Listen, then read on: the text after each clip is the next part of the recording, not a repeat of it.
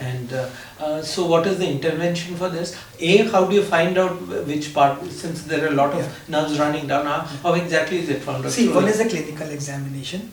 You examine the patient clinically because, as I said earlier, it's all physics. A certain nerve supplies certain part of the body. Okay. Similarly, certain action is performed by certain part of the brain.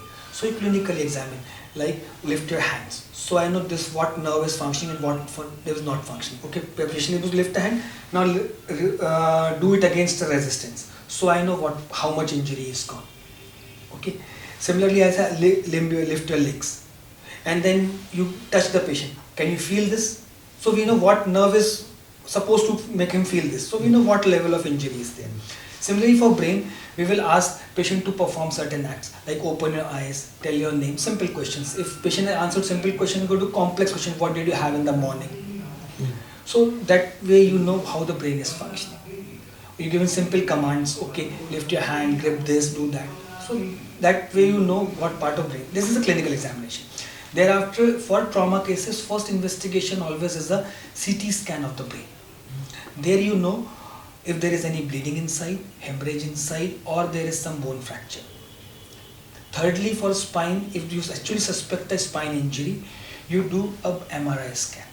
Because MRI can show you the soft tissue, not the CT scan cannot depict it so clearly.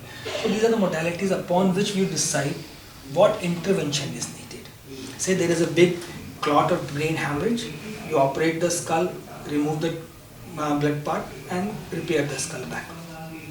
If you have spinal cord injury, so there is a compression, a disc has come out which is causing the compression, you remove the disc.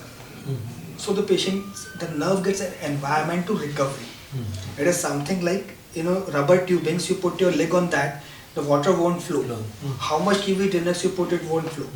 The moment you remove your leg, the water starts flowing. So in an injury, if the nerve is compressed, you give the space to the nerve.